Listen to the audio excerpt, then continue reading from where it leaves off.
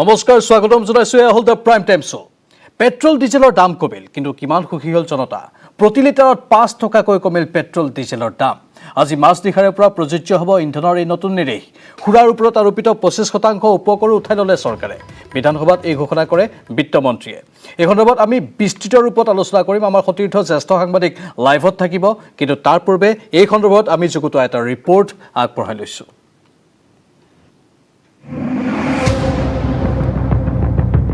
প্ৰত্যাশিতভাৱে নিৰ্বাচনৰ প্ৰাক মুহূৰ্তত চৰকাৰে হ্ৰাস কৰিলে পেট্ৰল ডিজেলৰ মূল্য আজি মাজনিশাৰ পৰা ৰাজ্যত 5 টকাকৈ হ্ৰাস পাব পেট্ৰল ডিজেলৰ মূল্য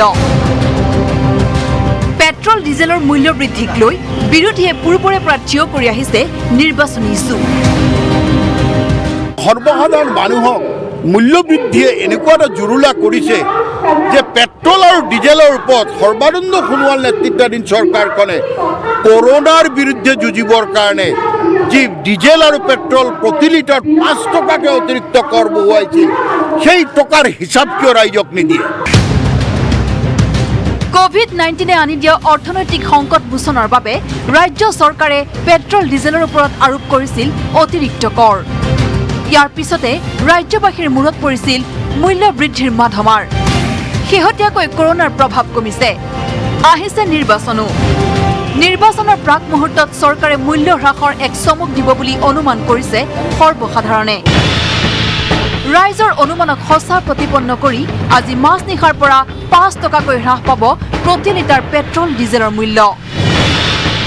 মন্ত্ৰী হিমন্তৰ ঘোষণা গুজৰাটৰ পিছতে অসমত হ'ব পেট্ৰল ডিজেলৰ সবাতোকৈ কম দাম ৰাজ্যিক কেবিনেটে কোভিড-19 সময়ছোৱাত আৰোপ কৰা অতিৰিক্ত উপকৰ আৰু কৰসমূহ অধ্যক্ষ মহোদয় উঠাই দিবলৈ সিদ্ধান্ত লৈছে প্ৰতি লিটাৰ পেট্ৰল আৰু ডিজেলৰ সৰ্বোচ্চ মূল্য 5 টকাকৈ আমি খুচুৰা মূল্য আমি 5 টকাকৈ বৃদ্ধি কৰিছিলোঁ আৰু আজি মাজনিশাৰ পৰা পেট্ৰল আৰু ডিজেলত 5 টকাকৈ দাম কমি যাব news desk report news 18 Assam north east petrol ডিজেলৰ দাম কমিছে আৰু একাংশই কোৱাৰ ধৰণে সঁচাকৈ মূল্য হ্ৰাসেৰে নিৰ্বাচনৰ আগত চমক দিছে নেকি চৰকাৰে তাক লৈ প্ৰশ্ন উত্থাপন হৈছে আৰু সেই সন্দৰ্ভতে বিস্তৃত ৰূপত আমি আলোচনা কৰিম সতীৰ্থ জ্যেষ্ঠ সাংবাদিক ঋত্বিক কৌশিক আমাৰ সৈতে লাইভত আছে ঋত্বিক পোনপটীয়া সম্প্ৰচাৰ আপোনাৰ কাষলৈ গৈছোঁ পেট্ৰল ডিজেলৰ মূল্য বৃদ্ধিয়ে কুঙা কৰিছিল সৰ্বসাধাৰণক মাধমাৰ পৰিছিল সকলোৰে মূৰত এতিয়া 5 টকা কমিছে আশ্বস্ত কিমান হৈছে জনসাধাৰণ কিমান তেওঁলোকে সকাহ লাভ কৰিছে ঋত্বিক প্ৰাঞ্জল প্ৰথমতে মই ক'ব বিচাৰিছোঁ যে যেতিয়া কোভিড আৰম্ভ হৈছিল মহামাৰী আৰম্ভ হৈছিল সেই সময়ছোৱাতে ৰাজ্য চৰকাৰে 5 টকাকৈ প্ৰতি লিটাৰ পেট্ৰল আৰু প্ৰতি লিটাৰ ডিজেলত যি তেওঁলোকে চেছ লগাইছিল আৰু তাৰ সমান্তৰালভাৱে অকল ৰাজ্য চৰকাৰে নহয় কেন্দ্ৰীয় চৰকাৰেও বিশেষ চেছ এই ক্ষেত্ৰত লগোৱা হৈছিল যাৰ কাৰণে যি তেলৰ বহু মূল্য বৃদ্ধি হৈছিল আৰু আজি যি বিত্তমন্ত্ৰীয়ে বাজেট ভাষণত তেওঁ ঘোষণা কৰিছে যে যি চেছ আছিল 5 টকাকৈ আজি মাজনিশাৰ পৰা সেই চেছ উঠাই লোৱা হৈছে আৰু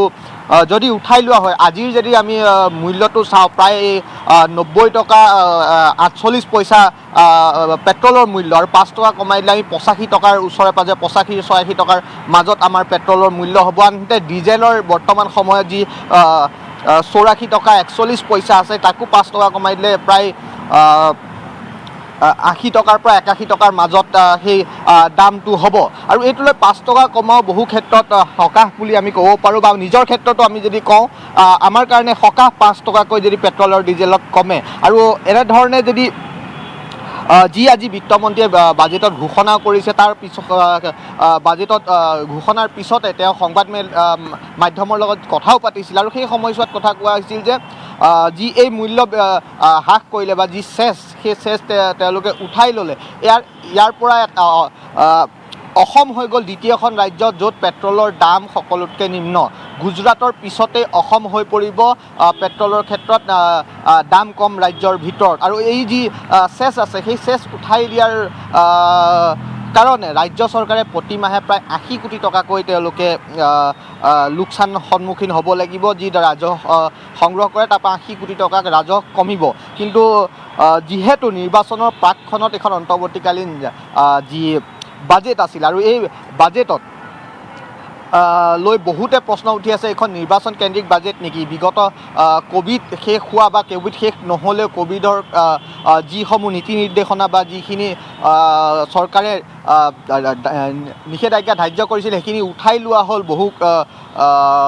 ৰিলেক্সেশ্যন সকলোতে দিয়া হ'ল চিনেমা হল হওক ট্ৰেইন ষ্টেচন হওক বিমানবন্দৰ হওক সকলোতে দিয়া হ'ল কিন্তু এই টেক্সটো বহুদিন থাকি গ'ল প্ৰায় কেইবামাহো থাকি গ'ল কিন্তু এই সময়ছোৱাত এইটো যি উঠাই ল'লে এইটো লৈ বহুতৰ প্ৰশ্ন উঠিছে যে এইটো নিৰ্বাচনক লৈ কৰা হৈছে নেকি আৰু আনহাতে অকল পেট্ৰল ডিজেলেই নহয় আন এটা ক্ষেত্ৰতো আবকাৰীৰ ক্ষেত্ৰতো 25% উপকৰ লগোৱা হৈছিল আৰু সেই 25% উপকৰো এতিয়া উঠাই লোৱাৰ কথা কৈছে ৰাজ্য চৰকাৰে হয়তো দুই এদিনত সেই আবকাৰীৰ ক্ষেত্ৰতো এই যি চৰকাৰৰ সিদ্ধান্ত সেই সিদ্ধান্ত বলবৎ হ'ব কিন্তু আজি মাজনিশাৰ পৰা পেট্ৰল ডিজেলৰ দাম 5 টকাকৈ কমিব ঋতিক এটা গুৰুত্বপূৰ্ণ কথা আপুনি উল্লেখ কৰিছে সমান্তৰালভাৱে আজি গুজৰাটত যদি আমি পেট্ৰলৰ দাম চাওঁ তেনেহ'লে 84 টকা 46 পইচা মহাৰাষ্ট্ৰত আকৌ 95 টকা 57 পইচা এনেধৰণৰ কিছু দাম আমি দেখিবলৈ পাইছোঁ মহাৰাষ্ট্ৰতকৈ এতিয়া কমিব আৰু গুজৰাটৰ প্ৰায় কাষলৈ যাব অসমৰ এতিয়া পেট্ৰল বা ডিজেলৰ দাম 5 টকা কমি কিন্তু তাৰ লগতে আৰু এটা প্ৰশ্ন উত্থাপন হৈ আছে যিহেতু প্ৰত্যেক দিনে পেট্ৰল ডিজেলৰ দাম বাঢ়ি থাকে আৰু সেয়া পেট্ৰল ডিপুসমূহে সদায় তেওঁলোকৰ ডিপুৰ সন্মুখত সেইখিনি দামৰ তালিকাখন দি থৈ দিয়ে এতিয়াও সেই দাম কমাৰ পাছত সেই প্ৰত্যেক দিনে যিটো বাঢ়ি থকাৰ প্ৰৱণতা বা যেনেধৰণে আন্তঃৰাষ্ট্ৰীয় মূল্যৰ লগত মিলাই থকা হয় সেইটো বাঢ়ি থাকিব নে সেইটো এটা জেগাতেই ষ্টপ হৈ যাব বা ৰৈ যাব ঋতিক চাওক প্ৰাঞ্জল এই ক্ষেত্ৰত আন্তঃৰাষ্ট্ৰীয় যি বজাৰ আছে সেই বজাৰৰ লগতে মিলাই দামবোৰ হয় এতিয়া পূৰ্বতে চৰকাৰে এইখিনি নিয়ন্ত্ৰণ কৰিছিল তাৰপিছত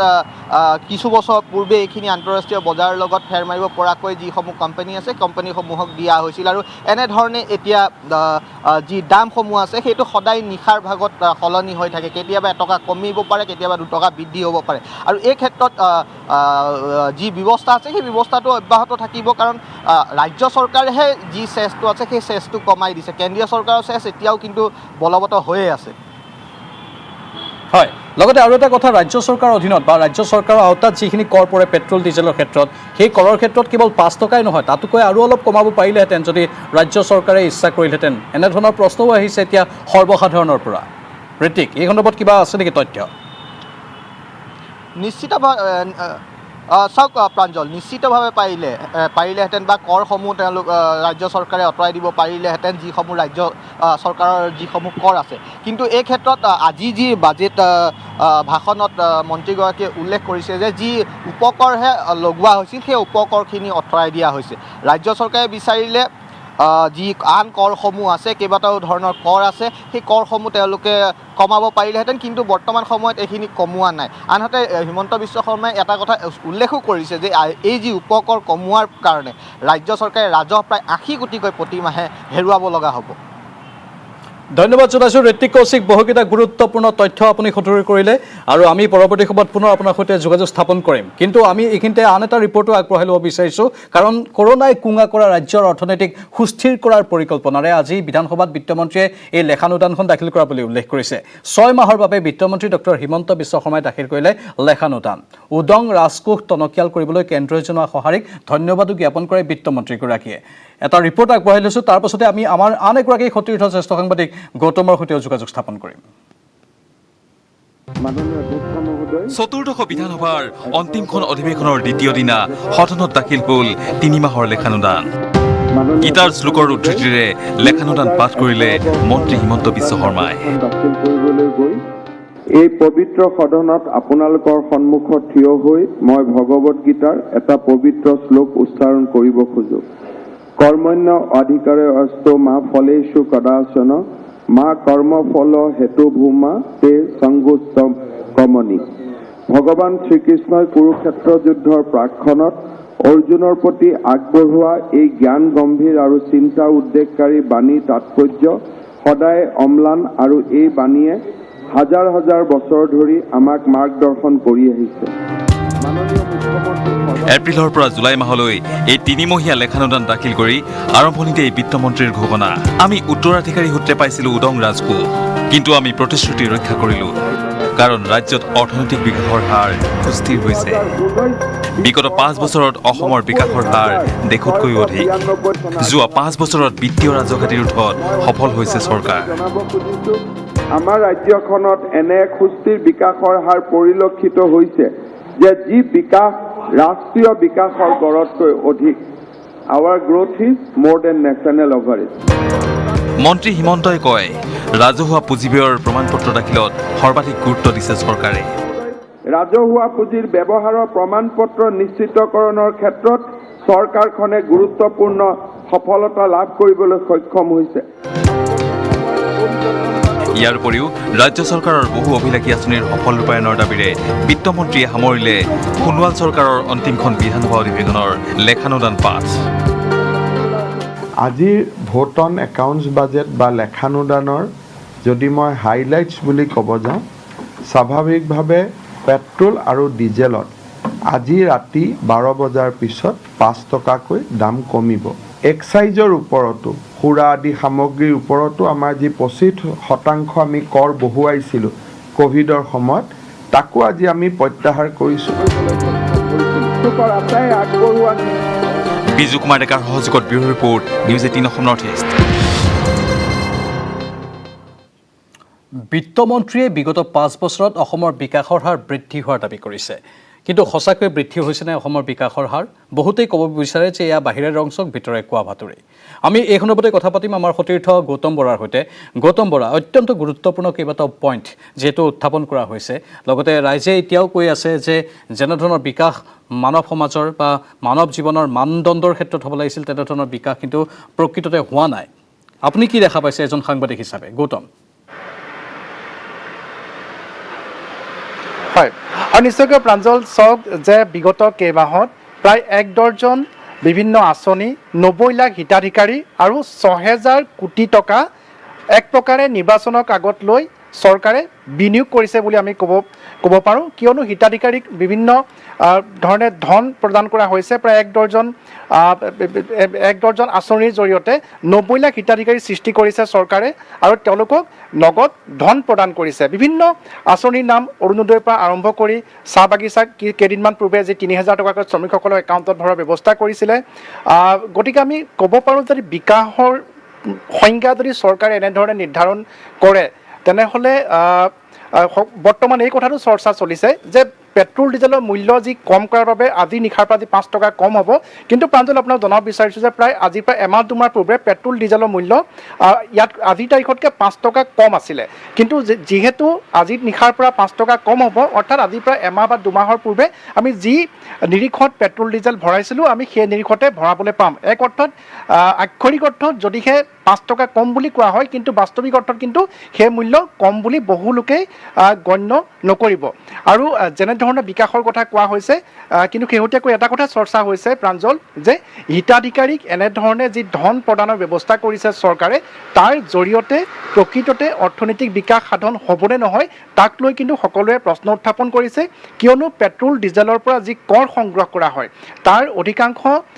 এনেধৰণৰ আঁচনিসমূহত বিনিয়োগ কৰা হয়, অৰ্থাৎ চৰকাৰৰ ৰাজকোষলৈ সেই ধন যায়। কিন্তু বিশেষকৈ মধ্যবিত্ত লোক যিসকল আছে তেওঁলোকে এনেধৰণৰ কৰ পৰিশোধ কৰি আহিছে আৰু সেই কৰৰ পৰাই এনেধৰণৰ আঁচনিসমূহৰ জৰিয়তে এইসকল দুখীয়া হিতাধিকাৰীক ধন প্ৰদান কৰা হৈছে বুলি বৰ্তমান বিভিন্ন মহলত চৰ্চা চলিছে। আৰু একাংশই এই মত পোষণ কৰিছে যে যেতিয়া আমি পুৱাৰ ভাগত বাছত উঠি যাওঁ, টেম্পুত যাওঁ, বাইকখন চলাই যাওঁ বা গাড়ীখন চলাই আমাৰ নিজৰ কাৰ্যালয়লৈ যাওঁ বা কামত যাওঁ, ব্যৱসায়ত যাওঁ, তাৰ সেই ক্ষেত্ৰত কিন্তু প্ৰতিদিনে আমি পেট্ৰল ডিজেলৰ জৰিয়তে চৰকাৰক ৰাজকোষলৈ আমি ধনৰ যোগান ধৰিছোঁ। আৰু চৰকাৰে সেই ধন যদিহে এনেদৰে 6,000 কোটি টকা 90 লাখ হিতাধিকাৰীক সৃষ্টি কৰি তেওঁলোকৰ একাউণ্টত ভৰাই আহে, তেনেহ'লে সেয়া অৰ্থনৈতিক বিকাশ প্ৰকৃততে হয়নে নহয় তাক লৈ কিন্তু এইসকল সচেতন লোকৰ মাজত কিন্তু চৰ্চা বৰ্তমান অব্যাহত আছে। প্ৰাঞ্জল।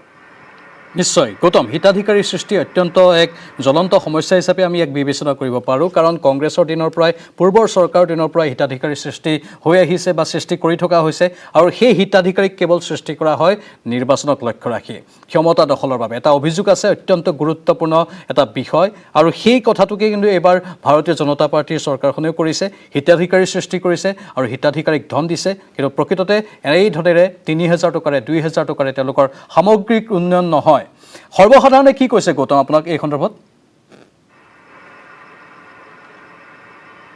হয়, আমি দেখিবলৈ পাইছোঁ যে চৰকাৰে শেহতীয়াকৈ যি পন্থা অৱলম্বন কৰিছে তাক লৈ কিন্তু যিসকল দৰিদ্ৰ লোক আছে, আমি শেহতীয়াকৈ দেখিবলৈ পাইছোঁ যোৰহাটত যে যি ৰেচন কাৰ্ডৰ জৰিয়তে যি তেওঁলোকে চাউল লাভ কৰে, শেহতীয়াকৈ এটা কথা উৰা বাতৰি ওলাইছে বা বিভিন্ন লোকৰ মাজত বিয়পি পৰিছে যে আধাৰ কাৰ্ড নহ'লে তেওঁলোকে সেই ৰেচন কাৰ্ডসমূহ বাতিল কৰা হ'ব। তাৰ পাছত আমি দেখিবলৈ পাইছোঁ যে আধাৰ যিসমূহ কেন্দ্ৰ আছে সেই কেন্দ্ৰসমূহত বহু ভিৰ হৈছে, সকলো ব্যস্ত হৈ পৰিছে আধাৰ কাৰ্ডৰ বাবে। আৰু চৰকাৰে যি বিভিন্ন গোটসমূহক শেহতীয়াকৈ এনেধৰণে ধন দিয়াৰ ব্যৱস্থা কৰিছে, সেই প্ৰথম পৰ্যায়ত ৩০,০০০ টকা তেওঁলোকে দিয়াৰ ব্যৱস্থা কৰিছে, বিভিন্ন হিতাধিকাৰীক আঁচনিৰ জৰিয়তে ৮০০ টকা ৩,০০০ টকা যি ধন দিয়াৰ ব্যৱস্থা কৰিছে, সেয়াই কিন্তু নিৰ্বাচনত বহু পৰিমাণে এই চৰকাৰক উপকৃত কৰিব, কিয়নো যিসকল সমাজৰ সঁচাকৈয়ে অৰ্থনৈতিকভাৱে দুৰ্বল লোক আছে তেওঁলোকে কিন্তু এনেধৰণৰ আঁচনিসমূহ আঁকোৱালি লৈছে। কিন্তু যিসকলে চৰকাৰৰ কৰ পৰিশোধ কৰে, সেই কৰ পৰিশোধ কৰা লোকসকলৰ মাজত কিন্তু তেওঁলোক অসন্তুষ্ট হৈছে। তেওঁলোকে এই মত পোষণ কৰিছে যে এনেধৰণে বিকাশ সাধন প্ৰকৃততে নহয়। যেতিয়ালৈকে উৎপাদন নকৰিব, এইসকল লোকৰ জৰিয়তে যেতিয়া উৎপাদন কৰি স্বনিৰ্ভৰশীলতা নাহিব, তেতিয়ালৈকে এখন ৰাজ্যৰ এখন দেশৰ যে বিকাশ নহয়, সেই কথাটো বিভিন্ন মহলত চৰ্চা হৈছে। কিন্তু বৰ্তমান যিহেতু নিৰ্বাচনী বতাহ বৈছে, সেই নিৰ্বাচনী ধামখুমীয়াৰ মাজত এনেধৰণৰ যি মই পুনৰবাৰ উল্লেখ কৰিব বিচাৰিছোঁ প্ৰাঞ্জল, ৯০ লাখ হিতাধিকাৰীক লক্ষ্য কৰি ৬,০০০ কোটি টকা এনেধৰণে বিয়পাই দিয়া হৈছে, মেলি দিয়া হৈছে, আৰু সেই ৬,০০০ কোটি টকাৰ মাজত হাবুডুবু খাই ঘূৰি পৰিছে এই ৯০ লাখ হিতাধিকাৰী। আৰু বাকী যিসকল লোক আছে, প্ৰকৃত যি কৰদাতাৰ লোক আছে, যিসকল ব্যৱসায়ী আছে, তেওঁলোকে সমালোচনা কৰিছে, কিন্তু তেওঁলোকৰ সমালোচনাৰ আগত চৰকাৰৰ এই আঁচনিসমূহ বা এইসকল লোকে সেই সমালোচনা কিমান দূৰ স্বীকৃতি দিয়ে কিন্তু সেয়া আমি ক'ব নোৱাৰোঁ। প্ৰাঞ্জল, নিশ্চয় মানৱ সম্পদ সৃষ্টিত গুৰুত্ব দিয়াটো প্ৰয়োজন, আৰু এইখন চৰকাৰে প্ৰথম অৱস্থাত কৈছিল যে আমি মানৱ সম্পদ গঢ়িম, আৰু মানৱ সম্পদ গঢ়াৰ বাবে বহুকেইখন আঁচনিৰ কথাও তেওঁলোকে উল্লেখ কৰিছিল, কিন্তু বাস্তৱ ক্ষেত্ৰত সেই মানৱ সম্পদ জানো গঢ় লৈ উঠিল যেনেধৰণে তেওঁলোকে গঢ় দিম বুলি প্ৰতিশ্ৰুতি দিছিল? গৌতম, সেইটো এটা অতি চিন্তনীয় কথা, কাৰণ সেই মানৱ সম্পদ গঢ়াৰ ক্ষেত্ৰতো ক'ৰবাত কাগজৰ মেৰপেচ বা তেনেকুৱা ধৰণৰ কথাবোৰো আহি পৰিল, যাৰ বাবে কামবোৰ সুকলমে নহ'লগৈ। চৰকাৰে কৰিব খোজা কামবোৰেই মাজত বাধাৰ প্ৰাচীৰ হৈ বিভিন্ন ধৰণৰ বাধাৰ প্ৰাচীৰ হোৱা আমি দেখিবলৈ পালোঁ, যাৰ ফলতে এতিয়া হিতাধিকাৰী সৃষ্টিৰে তেওঁলোকে এক প্ৰকাৰ নিৰ্বাচনী চমক দিছে, কিন্তু যেনেধৰণে মানৱ সম্পদ গঢ় দিব লাগিছিল সেই তেনেধৰণে গঢ় দিব পৰা নাই। গৌতম। হয়, নিশ্চয়কৈ প্ৰাঞ্জল, চৰকাৰৰ যিসমূহ আঁচনি আছে, অৰ্থাৎ কৃষি বিভাগত বহু আঁচনি আছে, মীন বিভাগত বহু আঁচনি আছে, কিন্তু সেই আঁচনিসমূহৰ জৰিয়তে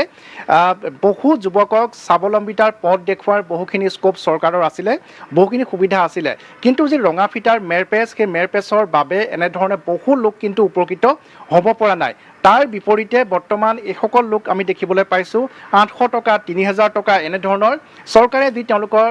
ৰাজকোষৰ পৰা এনেধৰণৰ বিভিন্ন আঁচনিৰ জৰিয়তে প্ৰদান কৰিছে, তাক লৈ ব্যস্ত হৈ পৰিছে, আৰু সেই ৮০০ টকা বা ৩,০০০ টকাৰে তেওঁলোক কেনেধৰণে উপকৃত হ'ব সেই কথা কিন্তু তেওঁলোকে হয়তো বৰ্তমান উপলব্ধি কৰিব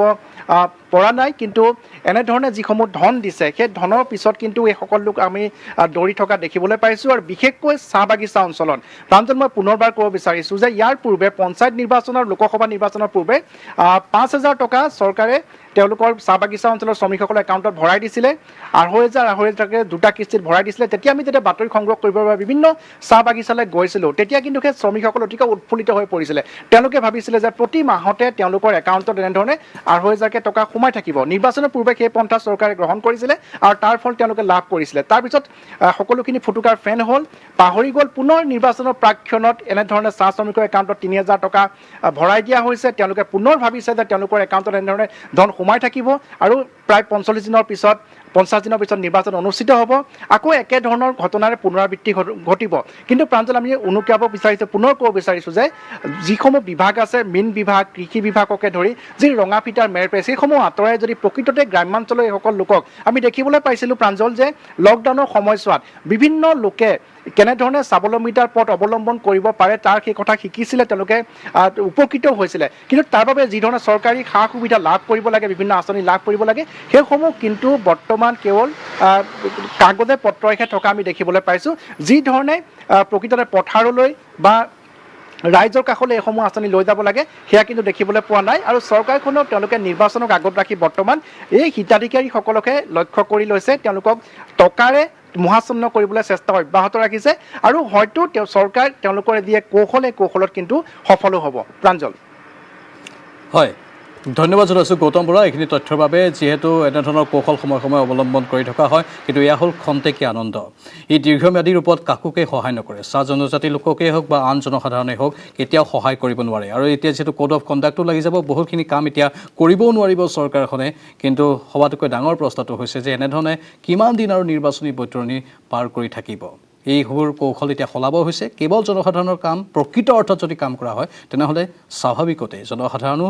নিজৰ ক্ষেত্ৰত সদায় লাভান্বিত হ'ব পাৰিব আৰু চৰকাৰেও নিজৰ ক্ষেত্ৰত সদায় লাভান্বিত হ'ব পাৰিব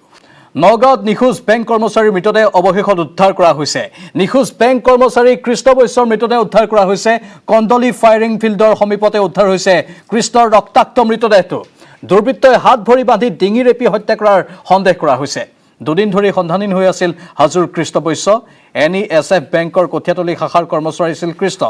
ঋণৰ ধন আনিবলৈ গৈ নিখোজ হৈ আছিল কৃষ্ণ কঠীয়াতলী আৰক্ষী থানাত বেংক কৰ্তৃপক্ষই দাখিল কৰিছিল এজাহাৰ আৰু এই সমগ্ৰ বিষয়টোৱে চাঞ্চল্যৰ সৃষ্টি কৰিছে যেহেতু এই সমগ্ৰ বিষয়টোৰ আঁৰত কোনো দুৰ্বৃত্ত জড়িত থকা বুলি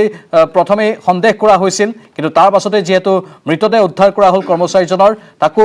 সেই মৃতদেহটো যি ধৰণে উদ্ধাৰ হ'ল তাক লৈও বহুকেইটা প্ৰশ্ন উত্থাপন হৈছে সেই কৰ্মচাৰীজনৰ হাতত টকাৰ বেগ আছিল টকাৰ বেগ লৈ তেওঁ আহি আছিল আৰু তেতিয়াই এই ঘটনাটো সংঘটিত হ'ল অৰ্থাৎ ডকাইতি কাৰ্য হৈছে কিন্তু এই ডকাইতি কাৰ্যৰ আঁৰত যিসমূহ ব্যক্তি প্ৰত্যেক দিনে জড়িত হৈ থাকে সেই ব্যক্তিসমূহক কিন্তু আৰক্ষীয়ে কৰায়ত্ব কৰিবলৈ সক্ষম হোৱা নাই মন্তব্য আগবঢ়াই লৈছোঁ তাৰ পাছতে আমাৰ সতীৰ্থ নীলোৎপল বৰাৰ কাষলৈ যাম কৃষ্ণ বৈশ্য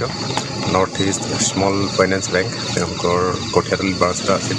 তাত তেওঁ কাম কৰিছিল তেওঁ নিৰুদ্দেশ হোৱা বুলি আমি খবৰ পাইছিলোঁ আৰু সেই সংক্ৰান্তত তেওঁক বিচৰা হৈছিল আৰু আজি ইয়াতে এই তপতজুৰি অঞ্চলত তেওঁৰ ডেড বডিটো উদ্ধাৰ হৈছে তেওঁৰ যিটো বেগ আছিল তাত বেংকৰ কিছুমান সামগ্ৰী আছিল সেইখিনি বস্তু পাইছোঁ মোবাইল ফোনটো ওলাইছে বাইকখন পোৱা নাই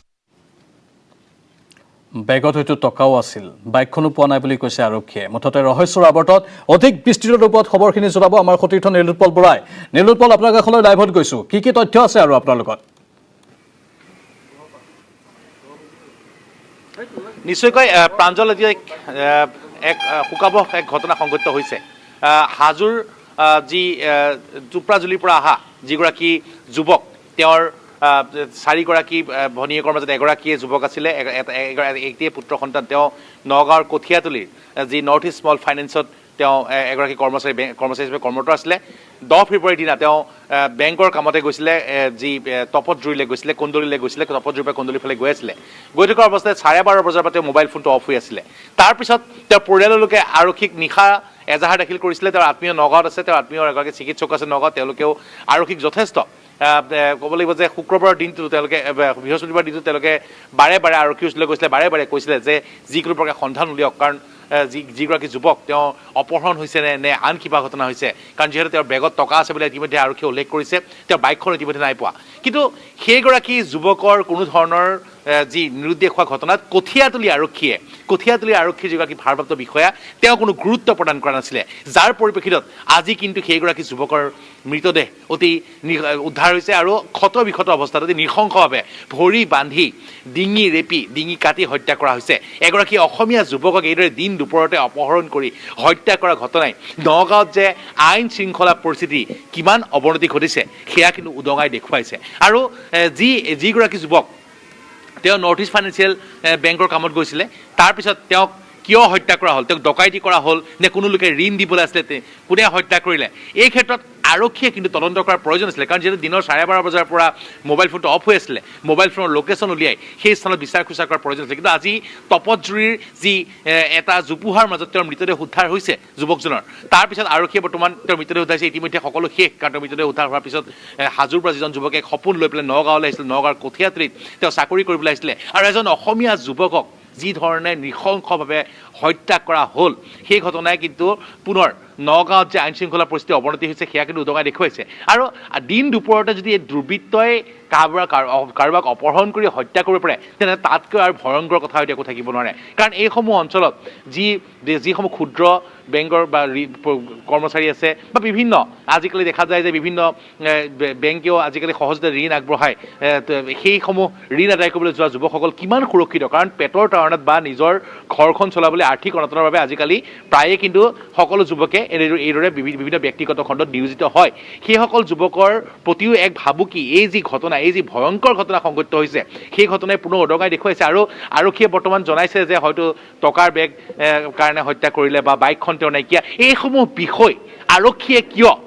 10 ফেব্ৰুৱাৰীৰ পৰা 11 ফেব্ৰুৱাৰী 10 ফেব্ৰুৱাৰীত দিনৰ 12:30 বজাৰ পৰা নাইকিয়া হৈ আছিল, নিৰুদ্দেশ হৈ আছিলে, সেইগৰাকী যুৱকৰ কথা আৰক্ষীয়ে কিয় 11 ফেব্ৰুৱাৰী দিনাখন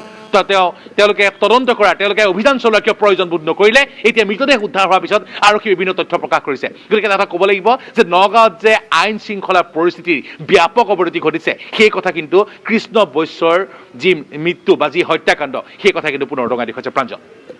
নীলোৎপল, নগাঁও কোনো কাৰণতেই সুৰক্ষিত নহয়। আপুনি এগৰাকী জ্যেষ্ঠ সাংবাদিক হয়, নগাঁৱৰ বিভিন্ন অঞ্চল আপুনি পৰিভ্ৰমণ কৰি থাকে আৰু বিভিন্নজনৰ সৈতে কথা পাতি থাকে। এনেধৰণৰ অপৰাধজনিত ঘটনা আপুনি প্ৰায়ে মুখামুখি হয় আৰু এনেধৰণৰ অপৰাধীৰো আপুনি মুখামুখি হয়। ইমানখিনি কিয় স্পৰ্শকাতৰ এক এলেকা হিচাপে বা এখন জিলা হিচাপে বিবেচিত হৈছে নগাঁওখন? কিয় আজিলৈকে এইসমূহ সমস্যা দূৰ কৰিব পৰা নাই? কিয় অপৰাধীয়ে টিঘিল ঘিলাই ঘূৰি ফুৰিবলৈ সক্ষম হৈছে? অপৰাধীক কিয় নাকি লগাব পৰা নাই চৰকাৰ, প্ৰশাসনে, আৰক্ষীয়ে? নীলোৎপল বৰা।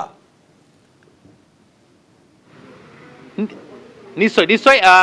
প্ৰাঞ্জল, নগাঁও অপৰাধীৰ ঘাটি সেয়া আমি এতিয়াৰ পৰা নহয়, 2011 চনৰ পৰা নগাঁৱত যি চম্বলৰ দৰে ডকাইতি হৈছিলে সেই কথাসমূহ হয়তো মনত পেলাই ৰাইজে গম পাব। অৱশ্যে 2016 চনৰ পিছত সেই ডকাইতি কিছু পৰিমাণে কমিছিল যদিও শেহতীয়াভাৱে আজি আমি যদি চাওঁ, পুৰণি গুদামত দিন দুপৰতে এঘৰ ব্যক্তিৰ ঘৰত সৰ্বোচ্চ লুটি নিছিলে, হালৈ নামৰ এগৰাকী চিকিৎসা কৰ্মীৰ ঘৰত সৰ্বোচ্চ লুটি নিছিলে, তেওঁ বৰদোৱাত শৰাই আগবঢ়াবলৈ গৈছিলে, বা বিভিন্ন লোকৰ ঘৰত গৃহস্থ নথকাৰ সময়ত বিভিন্ন অপৰাধীয়ে বিভিন্ন ধৰণৰ অপৰাধজনিত ঘটনা সংঘটিত কৰিছে। আৰু এইসমূহ অপৰাধৰ মূলতেই কিন্তু নগাঁৱত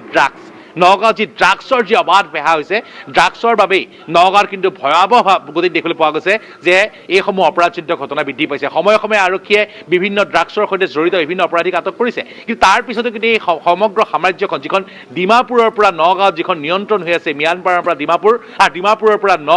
নগাঁৱৰ পৰা সমগ্ৰ উত্তৰ পূৰ্বাঞ্চল যি ধ্বংসৰ যি পৰিকল্পনা কৰিছে একাংশ বহিৰাজ্যৰ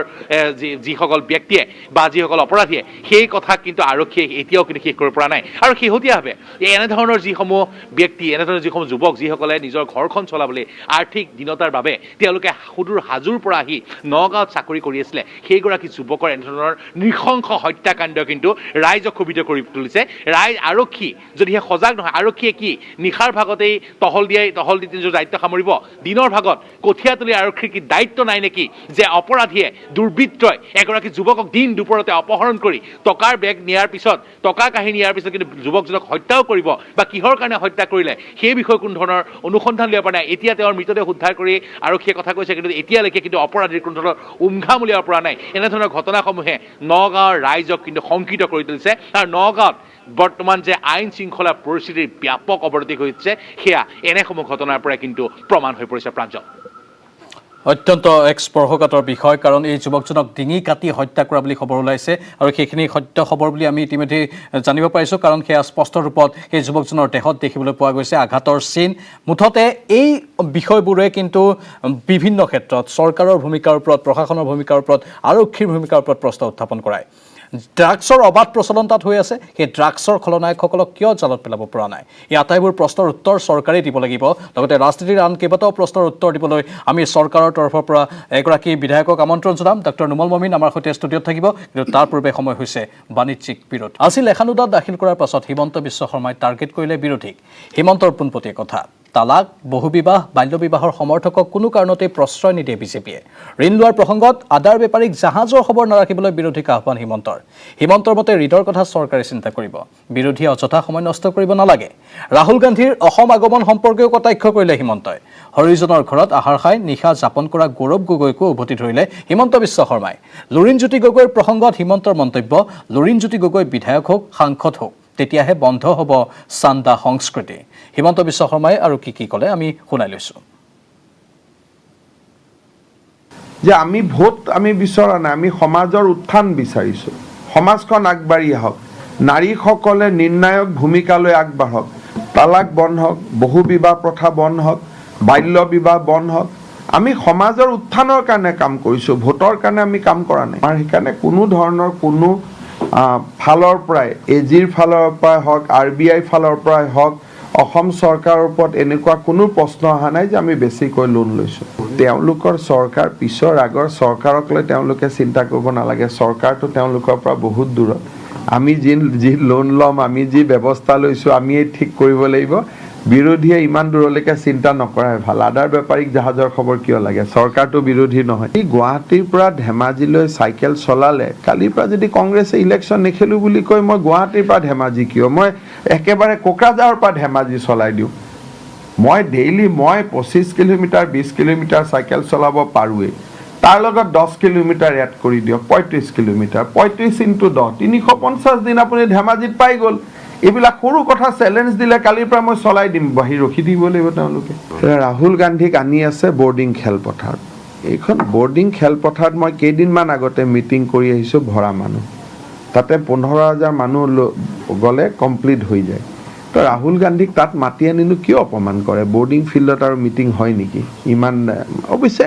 তেওঁলোকে ৰাহুল গান্ধীক ডাঙৰ নেতা বুলি নাভাবে, সেইকাৰণে বৰ্ডিং ফিল্ডত মাতি আনিছে। নহ'লে বৰ্ডিং ফিল্ডৰ ইতিহাস আছে, কিন্তু জনসংখ্যাৰ ফালৰ পৰা তাত 15,000।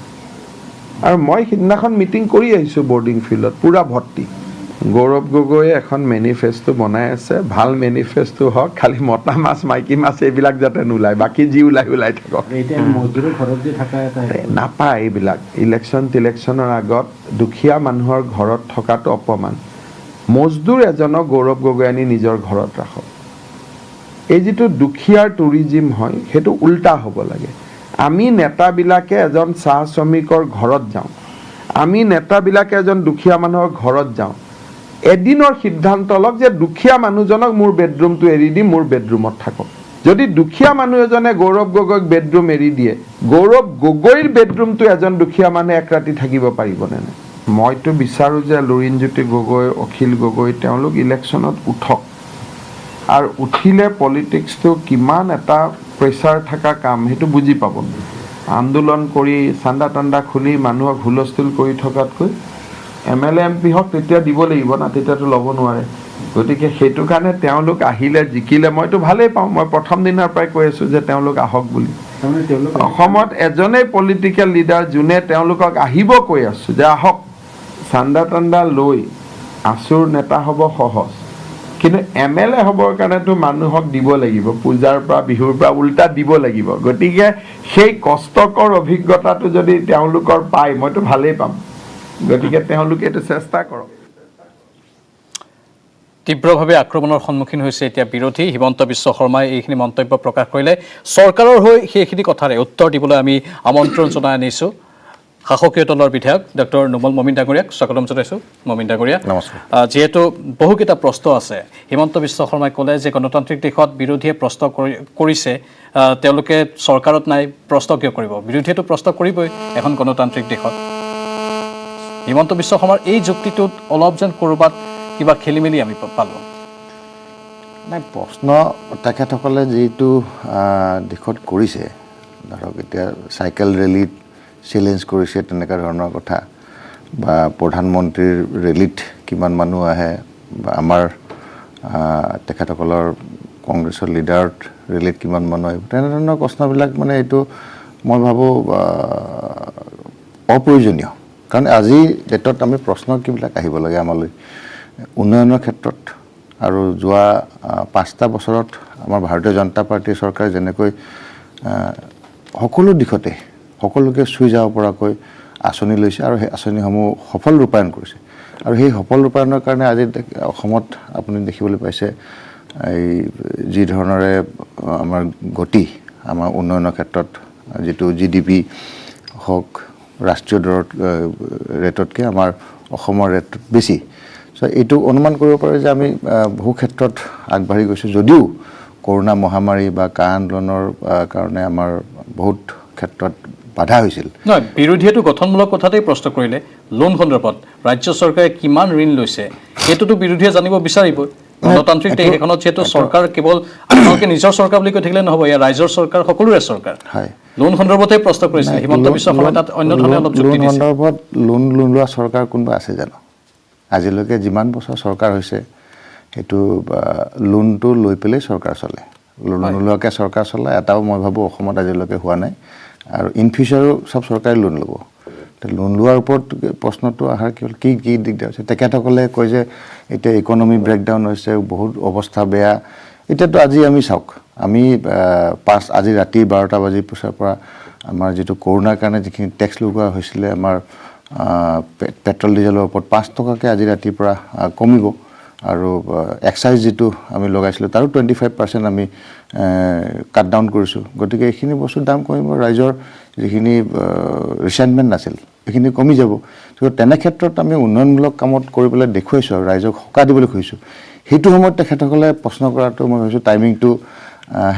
অপজিশ্যনৰ এইটো খুব এটা কাৰেক্ট টাইমিং নহয় কাৰণ আমি এইটো সময়ত ইকনমিক সুধাৰ আমি যিটো হৈছে উধৰণি হৈছে সেইটো সময়ত এটা ভাল বতৰা লৈ পেলাই ৰাইজলৈ আহিছে সেইটো সময়ত লোন লৈছে কিবা লৈছে এইটো যদি কয় তেতিয়াহ'লে মই ভাবোঁ তেখেতসকলে আগৰ চৰকাৰ লোৱা লোনবিলাক খুব ভাল কথা আছিলে আজি আমাৰ চৰকাৰ লোন ল'লে মানে এইটো এংগলত প্ৰশ্নটো সোধা নাছিল তেওঁলোকৰ প্ৰশ্নটো আছিল বৰ্ধিত লোন আপোনালোকে লৈছে নেকি কাৰণ লোনৰ বোজা চৰকাৰে বহন কৰিব নালাগে এটা সময়ত লোনৰ বোজা কিন্তু সৰ্বসাধাৰণেই বহন কৰিব লাগে বিৰোধী সেইটো প্ৰশ্ন আছিল যি নহওক হিমন্ত বিশ্ব শৰ্মাই বিত্তমন্ত্ৰী হিচাপে তাৰ উত্তৰ দিলে আপুনিও কিছু উত্তৰ দিবলৈ চেষ্টা কৰিলে কিন্তু আন এটা প্ৰশ্ন আপুনি ইকনমিক শুধৰণিৰ কথা কৈছে কিন্তু আমাৰ দ্য প্ৰাইম টাইমছৰ আৰম্ভণিতে আমি হিতাধিকাৰীৰ কথা ক'লোঁ ইকনমিক শুধৰণি কেৱল হিতাধিকাৰীৰ সৃষ্টিয়ে নেকি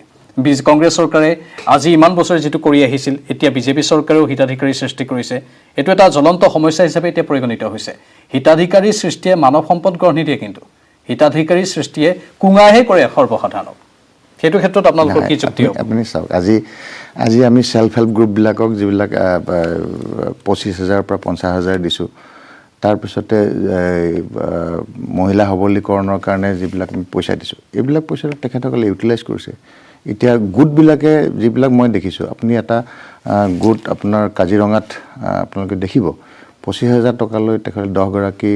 মহিলাই এটা আৰম্ভ কৰিছিলে তেখেতসকলৰ মৌ পালন আৰু সেই মৌ পালন কৰি পেলাই আজিৰ ডেটত মাহিলী 2 লাখ টকা তেখেতসকলে ইনকাম কৰে তো গতিকে এই বস্তুবিলাক যিবিলাক আমি হিতাধিকাৰী উৎপন্ন কৰিছে বুলি কৈছে হয় আমি হিতাধিকাৰী তেখেতসকলক আগবাঢ়ি যাবলৈ ক'লে সেল্ফ সাফিচিয়েণ্ট স্বাৱলম্বী হ'বলৈ কাৰণে আমি সেইটো এটা সুবিধা দিছোঁ সেইটো যদি সুবিধা দিয়াটো অন্যায় হৈছে পাপ হৈছে তেতিয়াহ'লে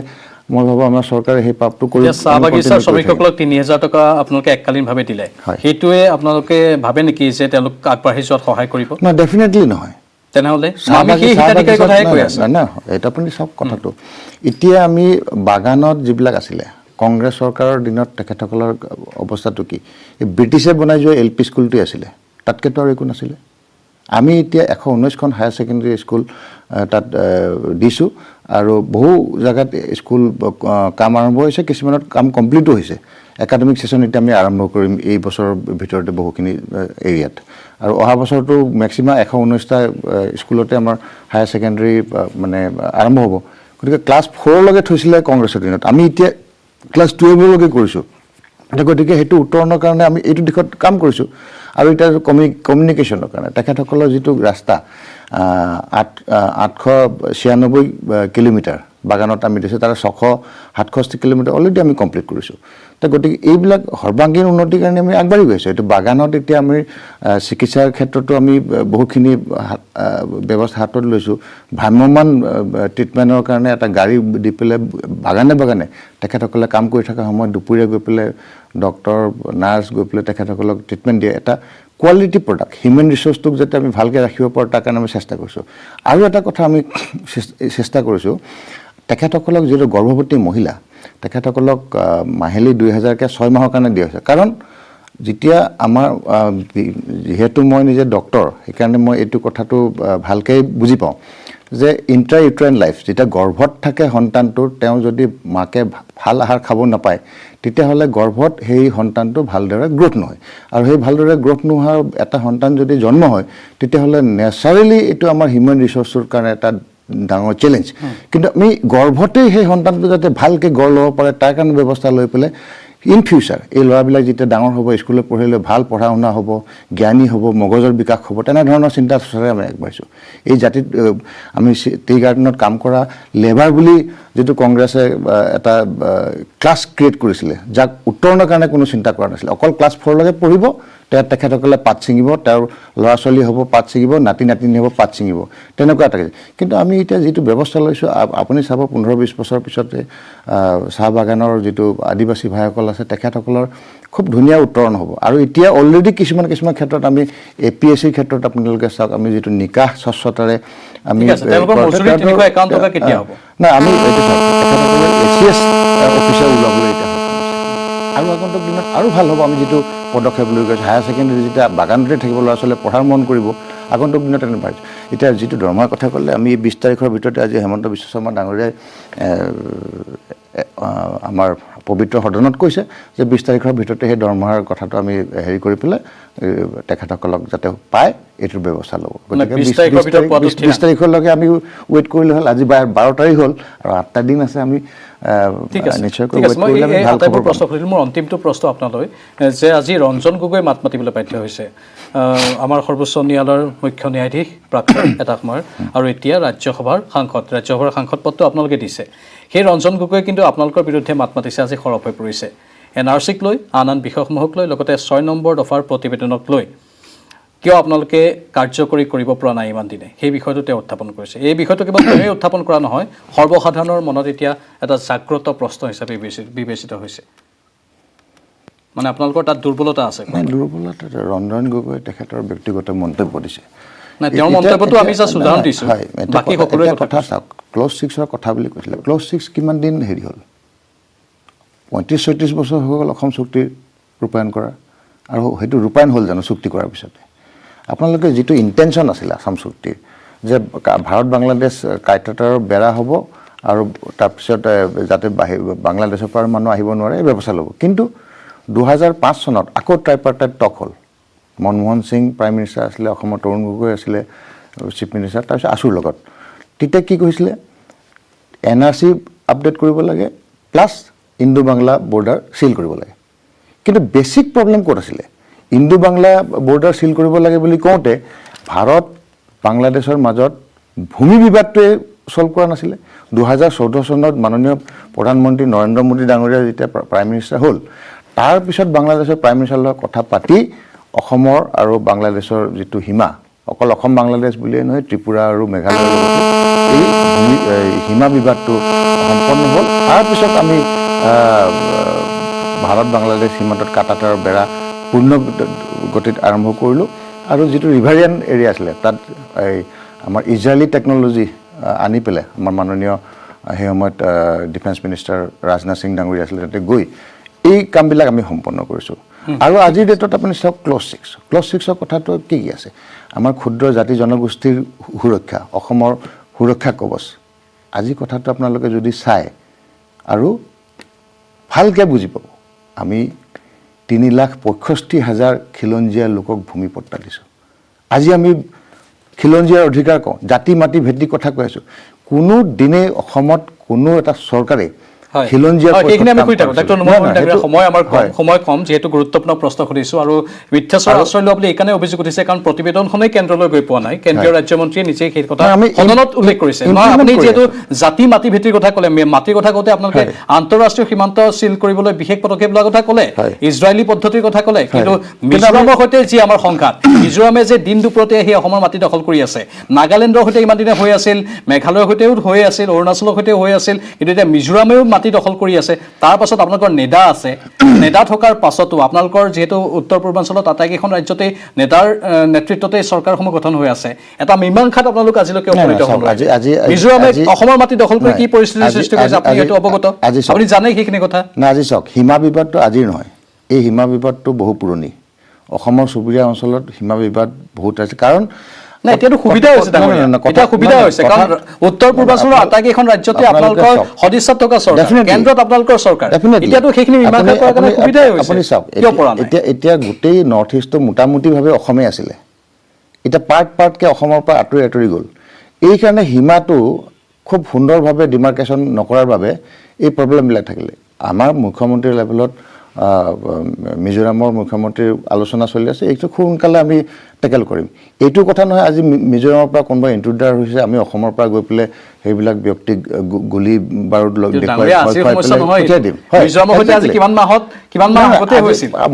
মিজোৰামৰ পৰা দুৰ্বৃত্ত আহি য'ত মিজোৰাম চৰকাৰে সহযোগ কৰাৰ অভিযোগ উঠিছে আৰক্ষীয়ে নিৰ্বিকাৰ হৈ চাই থাকে মিজোৰাম আৰক্ষীয়ে এইটো চাওক অসমৰ মানুহক কুবাই অসমৰ মানুহক প্ৰহাৰ কৰিছে অসমৰ মানুহক আক্ৰমণ কৰিবলৈ উদ্যত হৈছে আনকি আক্ৰমণ কৰিছে ঘৰ জ্বলাই দিছে তাৰ পাছতো আপোনালোকৰ চৰকাৰ নিমাত যিহেতু আপুনি চৰকাৰৰ হৈ আজি বৰ্ডাৰত এইটো হৈ থকাটো এইটো নতুন কথা নহয় বহু আগৰ পৰা হৈছে কংগ্ৰেছৰ দিনতো বহুবাৰ হৈছে কংগ্ৰেছৰ দিনত হ'ল বুলি এতিয়াও হ'ব দিবনে কিন্তু কথা হৈছে আমাৰ টাইমত আমি চেষ্টা চলাই আছোঁ এই প্ৰব্লেমবিলাক এটা একদিনত আপুনি চল্ভ কৰি দিব পৰা তাত গৈ পেলাই কোনোবা বোমা ফুটাই পেলাই গুলিয়াই পেলাই আমি সমস্যা সমাধানটো নহয় বৰঞ্চ সেই চিটুৱেশ্যনটো আৰু জটিলতালৈ আগবাঢ়ি যাব খুব সতৰ্কতাৰে চৰকাৰে এই বিষয়ে আগবাঢ়িছে মই ভাবোঁ এইখিনিত খুব প্ৰিমেচিয়ৰ ষ্টেজত আমি ইয়াৰ বেছি কমেণ্ট দিয়া উচিত নহয় কাৰণ এই জটিলতা নাগালেণ্ড এইবোৰৰ সীমা সমস্যা আমি জানো আমি সমস্যাবিলাক মেঘালয় অসমৰ মাটিত আৰক্ষী থানা স্থাপন কৰিছে সেইখিনি কথা আমি জানো আৰু প্ৰিমেচিয়ৰ হৈ থকা নাই এতিয়া আপোনালোকক চাওক অসম নাগালেণ্ডৰ যিটো সীমা বিবাদ আপোনালোকে টিভিত বহি পেলাই বা আমি বাইট দিবলৈ অপজিশ্যনে ক'বলৈ কাৰণে খুব সহজ কিন্তু সুপ্ৰিম কোৰ্টৰ যিবিলাক ভাৰ্ডিক আছে আপোনালোকে সীমা বিবাদত লৈ পেলাই আমি অসমে মানি আছোঁ কিন্তু নাগালেণ্ডে এই কথাটো খুব গুৰুত্ব সহকাৰে নলৈ পেলাই তেখেতসকলে এই এক্টিভিটি চলাই থাকে বৰ্ডাৰ এৰিয়াত কনভিন্স কৰিব লাগিব 1 কিলোমিটাৰ সমিল থকা চৰকাৰ আছে চাওক এতিয়া সুপ্ৰিম কোৰ্টৰ যিটো আদেশ তাকটোতো আমাৰ চৰকাৰে অমান্য কৰিবলৈ কাৰণে আমাৰ সাহস নাই ঠিক আছে মিজোৰামে অসমৰ মাটি দখল কৰাটোকে আপোনালোকে সমাধান কৰকচোন শীঘ্ৰে ডেফিনেটলি আমি চালেবেলে ক'ব লাগিলে নহ'ব ৰাইজে এতিয়া উত্তৰ দিছে চালেবেলে ক'ব নহয় আমি এইটো বিষয়ে গম্ভীৰতাৰে লৈছোঁ এই বিষয়ে অলৰেডি আজি এছেম্বলিটো আমাৰ চন্দ্ৰমোহন পাটোৱাৰী ডাঙৰে এইটোৰ ওপৰত ষ্টেটমেণ্ট দিছে গতিকে we are very serious as a government এইটো ডিল কৰিম আমি খুব সুন্দৰভাৱে সমস্যাটো জটিলতাৰ ফালে নিনিয়াকৈ আমি সমাধান কৰিবলৈ চেষ্টা চলাই আমি আশা কৰিছোঁ আৰু প্ৰাইম টাইম শ্ব'ৰ জৰিয়তে মই আহ্বান জনাইছোঁ আপোনাক যাতে এই সমস্যাটোৰ অতি শীঘ্ৰে সমাধান কৰক আৰু এটা সমাধান সূত্ৰ ৰাইজৰ বাবে এৰি দিয়ক ধন্যবাদ জনাইছোঁ ডক্টৰ নুমল মমিন ডাঙৰীয়া এইখিনি সময় আপুনি আমাক দিয়াৰ বাবে আৰু দ্য প্ৰাইম টাইম শ্ব'ত পুনৰ সময় হৈছে বাণিজ্যিক বিৰতি অগপ বিজেপিৰ আসনক লৈ টনা আজোৰাক এক বিশেষ বিষয় হিচাপে আমি নিৰ্বাচন কৰিছোঁ কাৰণ এই বিষয়টো এতিয়া সকলোৰে তুংগত আছে কাৰণ সকলোৰে মাজত এতিয়া সৰব চৰ্চা হৈছে যে অগপে কোনকেইটা সমষ্টি বাছি ল'ব বিজেপিয়ে কোনকেইটা সমষ্টি বাছি ল'ব তাৰ মাজতে তেওঁলোকৰ আসনক লৈ যি অৰিয়া সেয়া এতিয়া স্পষ্ট ৰূপত দেখিবলৈ পোৱা গৈছে ধুবুৰীৰ অগপ কাৰ্যালয়ত আজি উত্তপ্ত পৰিস্থিতিৰ সৃষ্টি হ'ল বিজেপি আৰু অগপৰ মাজত প্ৰাৰ্থিত্বকেন্দ্ৰিক সংঘাত হ'ল ধুবুৰী জিলা বিজেপিৰ সভাপতিৰ প্ৰতিমূৰ্তি দাহ কৰি উত্তাল প্ৰতিবাদ অসম গণ পৰিষদৰ কৰ্মীৰ ধুবুৰীত জিলা বিজেপিৰ সভাপতি দেৱময় চান্যালৰ বিৰুদ্ধে জেহাদ ঘোষণা কৰিছে ধুবুৰী অগপই বৰপেটা সমষ্টিক লৈও বিজেপিয়ে টনা আজোৰাত লিপ্ত হৈছে সেইখিনি কথা পাতিম কিন্তু ধুবুৰীৰ সেই খবৰখিনি আমি দিব বিচাৰিছোঁ কাৰণ এইবাৰ আমি দেখিবলৈ পাইছোঁ যে প্ৰত্যেকটো সমষ্টিতেই বিজেপি আৰু অগপৰ মাজত যেন কিছু শক্তি প্ৰদৰ্শনৰ যুঁজ চলিছে দিছপুৰ সমষ্টিয়ে হওক বা আন যিসমূহ সমষ্টিয়ে হওক যিসমূহ ইতিমধ্যে অগপৰ দখলত আছে বা বিজেপিৰ দখলত আছে সেই প্ৰত্যেকটো সমষ্টিতে এটা দলে আনটো দলক যেন কিছু পৰিমাণে চিপ্ৰাংখণ্ডাত নামি পৰা দেখিবলৈ পোৱা গৈছে আৰু তাৰ জল পট উদাহৰণ ধুবুৰীত দেখা গ'ল আমাৰ সতীৰ্থ জ্যেষ্ঠ সাংবাদিক জ্যোতিৰ্ময় চক্ৰৱৰ্তী আছে এই সন্দৰ্ভত অধিক জনাবলৈ ধুবুৰীত প্ৰকৃততে কি হৈছিল আৰু কিয় এনে অৱস্থাৰ সৃষ্টি হ'বলৈ পালে সেইখিনি জ্যোতিৰ্ময় জনাব জ্যোতিৰ্ময় নিশ্চয়কৈ প্ৰাঞ্জল আচলতে কথা এনেকুৱা হৈছিল যে অগপৰ যুৱ পৰিষদৰ এখন সভা আছিল দুদিন পূৰ্বে আৰু সেই সভাত অগপৰ যুৱ পৰিষদৰ সভাৰ কাৰণে তেওঁলোকে বিভিন্ন স্থানত আচলতে অগপৰ পতাকা ইত্যাদি তেওঁলোকে দাঙি আঁৰাই দিছিল আৰু তাক সেইটো লৈ ধুবুৰী জিলা বিজেপিৰ সভাপতি এটা মন্তব্য কৰিছিল, ছ'চিয়েল মিডিয়াত এটা মন্তব্য কৰিছিল, যে মন্তব্যত তেওঁ এনেদৰে কৈছিল যে অগপৰ আচলতে তেওঁলোকৰ কোনো সংগঠন নাই, কেৱল মাত্ৰ কোনো নেতা আহিলে বা কেৱল মাত্ৰ কোনো মিটিং থাকিলে তেওঁলোকে পতাকা ইত্যাদি লগাই তেওঁলোকৰ স্থিতি তেওঁলোকে দেখুৱাব বিচাৰে। এই কথাৰ ওপৰত আচলতে এনেকুৱা এটা মন্তব্যৰ পিছতে কিন্তু জাঙুৰ খাই উঠিলে অগপ, আৰু অগপই আজি ৰাতিপুৱাৰ পৰা দেখা গ'ল তেওঁলোকে যথেষ্ট আক্ৰমণাত্মক ৰূপত আছিল বিজেপি আছিল, কাৰণ তেওঁলোকৰ কথা এটাই যে আমি মিত্ৰজোঁট আমি বাৰে বাৰে বিজেপিক এই ধুবুৰী চিটটো এৰি দি আহিছোঁ, কিন্তু তাৰ পিছতো বিজেপিৰ সভাপতিজনৰ এনেকুৱা অবিবেচক মন্তব্যই অগপত তেওঁলোকৰ মনত দুখ দিছে। তেওঁলোকে দেওমাই চান্নালৰ বিজেপিৰ সভাপতি তেওঁৰ পুতলিক দাহ কৰে অগপ কাৰ্যালয়ৰ সন্মুখত, আৰু তেওঁলোকে আজিৰ দিনটোত যি তেওঁলোকৰ প্ৰতিবাদী যি আচলতে যি প্ৰতিবাদী সভা অনুষ্ঠিত হয়, তাত সভাত তেওঁলোকে এটা সিদ্ধান্ত গ্ৰহণ কৰে যে কোনো ধৰণেই মিত্ৰজোঁটৰ বিজেপিৰ প্ৰাৰ্থী দেৱময় চান্নাল যিহেতু বিগত 3টা নিৰ্বাচনত বিধানসভাত পৰাজিত হৈছে ধুবুৰীৰ পৰা, তেওঁক কোনো ধৰণে প্ৰাৰ্থী হিচাপে তেওঁলোকে মানি নলয়। এক কথা তেওঁলোকে আজিৰ কথা স্পষ্ট কৰি দিয়ে যে দেৱময় চান্নালক যদি বিজেপিয়ে ধুবুৰীৰ পৰা প্ৰাৰ্থীটো দিয়ে তেতিয়াহ'লে অগপই তেওঁলোকৰ দলৰ কোনো ধৰণৰ সহযোগ নকৰে। এই মিত্ৰতাৰ মাজত এনেধৰণৰ কথা বতৰাই আজিৰ দিনটোত যেনেকুৱা এটা পৰিস্থিতিৰ সৃষ্টি কৰিলে, এই পৰিস্থিতি কিন্তু আগন্তুক দিনৰ ৰাজনীতিত বা আগন্তুক দিনৰ বিধানসভা নিৰ্বাচনত কিন্তু যথেষ্ট প্ৰভাৱ পেলাব, এই মুহূৰ্তত এইটো ক'ব পাৰি। সবাতোকৈ ডাঙৰ খবৰ, কাৰণ কোনে কয় কেৱল মহাজোঁট কংগ্ৰেছ CIDFৰ মাজতে আসনক লৈ টনা আজোৰা হৈছে, অৰিয়াহৰি হৈছে।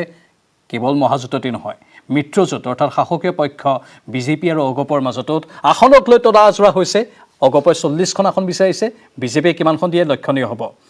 বৰপেটা সমষ্টিক লৈ বিজেপিৰ টনা আজোৰা লাগিছে। বৰপেটাৰ অগপ বিধায়ক গুণীন্দ্ৰ নাথ দাসৰ আহ্বান, মিত্ৰতাৰ ধৰ্ম পালন কৰক বিজেপিয়ে। বৰপেটা সমষ্টিক লৈ এনেধৰণৰ কথা এতিয়া শুনিবলৈ পোৱা গৈছে। বৰপেটাৰ অগপ বিধায়ক গুণীন্দ্ৰ নাথ দাসে কিয় আহ্বান জনাবলগীয়া হ'ল যে মিত্ৰতাৰ ধৰ্ম পালন কৰিব লাগে বিজেপিয়ে, কিয় এনে হ'ল নিৰঞ্জনে জনাব। নিৰঞ্জন দাস আছে বৰপেটাৰ পৰা আমাৰ সৈতে। নিৰঞ্জন। হয় প্ৰাঞ্জল, ইয়াত এটা লক্ষণীয় হৈ পৰিছে যে বিজেপিয়ে যি বৰপেটা সমষ্টিটো বিজেপিয়ে এতিয়া বিচাৰিবলৈ ধৰিছে, কাৰণ তেওঁলোকে কৈ আছে যে বৰপেটা সমষ্টিটো বিজেপিক দিব লাগে। এই যি যোৱা 5 তাৰিখে যি তেওঁলোকৰ পৃষ্ঠা প্ৰমুখ সন্মিলন আছিল, তাৰ আগতে তেওঁলোকৰ যি পৃষ্ঠা প্ৰমুখসকল আছিল আৰু বিষয়ববীয়াসকল আছিল তেওঁলোকে মিলিত হৈছিল, আৰু এই মিলিত হৈয়ে তেওঁলোকে এটা প্ৰস্তাৱ গ্ৰহণ কৰিছিল যে যি বিজেপিৰ বৰপেটাৰ আসনখন আছে বিজেপিক দিব লাগে, যিহেতুকে AGBৰ পৰা তেওঁলোকে আৰু নিবিচাৰে, গতিকে বিজেপিক লাগে। পৃষ্ঠা প্ৰমুখ প্ৰভাৰী আছিল সঞ্জয় কুমাৰ মজুমদাৰ, আৰু ঠিক তেনেকৈ সম্পাদক নৱ কুমাৰ দাস। তেওঁলোকে আমাক জানিবলৈ দিছিল যে তেওঁলোকে এইবাৰ এই যিটো বৰপেটা সমষ্টিটো বিচাৰিব, আৰু পৃষ্ঠা প্ৰমুখ সন্মিলনত ঠিক তেনেদৰে তেওঁলোকে ৰাজ্যিকৰ কথাটো লৈ যোৱাৰ লগে লগেও ৰাষ্ট্ৰীয়ভাৱেও কথাটো লৈ গৈছে যে বৰপেটা সমষ্টিটো তেওঁলোকক লাগে, কাৰণ তেওঁলোকে আৰু এটা ডাঙৰ কথা উত্থাপন কৰিছে যে বৰপেটাৰ সমষ্টিৰ বিধায়ক গুণীন্দ্ৰ নাথ দাস ব্যৰ্থ হৈছে, বৰপেটা সমষ্টিটো উন্নয়নৰ ক্ষেত্ৰত ব্যৰ্থ হৈছে বুলি কৈছে। কিন্তু কথাটো লক্ষণীয় যে বিজেপি চৰকাৰ থাকোঁতে তেওঁলোকৰ মিত্ৰজোঁটৰ প্ৰাৰ্থী থাকোঁতে বৰপেটা সমষ্টি উন্নয়ন ক্ষেত্ৰত কিয় ব্যৰ্থ হ'ল। ঠিক তেনেধৰণে গুণীন্দ্ৰ নাথ দাসেও ইয়াক প্ৰতিক্ৰিয়া প্ৰকাশ কৰিছে যে এনেধৰণৰ কথা বতৰাই কিন্তু মিত্ৰজোঁটত সমস্যাৰ সৃষ্টি কৰিব, গতিকে যিটো মিত্ৰ ধৰ্ম তেওঁলোকে পালন কৰিব লাগে, আৰু এনেধৰণৰ কথা বাৰ্তা যাতে ৰাইজৰ মাজত নাযায়, কাৰণ ৰাইজ বিভ্ৰান্ত হ'ব আৰু মিত্ৰজোঁটৰ ক্ষেত্ৰত বহুত সমস্যা হ'ব। আৰু ইয়াত যিহেতুকে সংখ্যালঘু অধ্যুষিত এলেকা বুলি ক'ব লাগিব, কাৰণ 60-40 বুলি কোৱা যায় বৰপেটা সমষ্টিটো, গতিকে এনেকুৱা যদি সমস্যাৰ সৃষ্টি হয় ভৱিষ্যতে এই সমষ্টিটো ধৰি ৰখাৰ ক্ষেত্ৰত সমস্যাৰ সৃষ্টি হ'ব। মুঠতে ক্ষমতাৰ বাবেই যেন অৰিয়াহৰি হৈছে, ক্ষমতা লাগে সকলোকে, অধিক আসন লাগে সকলোকে। নিৰ্বাচনৰ প্ৰাক্ষণত এনেধৰণেই ঠায়ে ঠায়ে দেখা গৈছে মিত্ৰদল বিজেপি আৰু অগপৰ মাজত প্ৰাৰ্থিত্ব কেন্দ্ৰিক সংঘাত। ধুবুৰীত জিলা বিজেপিৰ সভাপতিৰ প্ৰতিমূৰ্তি দাহ কৰি অগপ কৰ্মীয়ে সাব্যস্ত কৰিলে প্ৰতিবাদ। ইপিনে বিজেপিক মিত্ৰতাৰ ধৰ্ম পালন কৰিবলৈ আহ্বান জনালে বৰপেটাৰ অগপ বিধায়ক গুণীন্দ্ৰ নাথ দাসে। বিজেপিয়ে এওঁলোকক আসন এৰি দিব নিবিচাৰে নেকি, তাক লৈও এতিয়া প্ৰশ্ন উত্থাপন হৈছে। মই দুয়োগৰাকী সাংবাদিকক অশেষ ধন্যবাদ জ্ঞাপন কৰিছোঁ, আৰু ইয়াৰ লগে লগে আজিৰ দ্য প্ৰাইম টাইমছৰ পৰা বিদায় লৈছোঁ। নমস্কাৰ।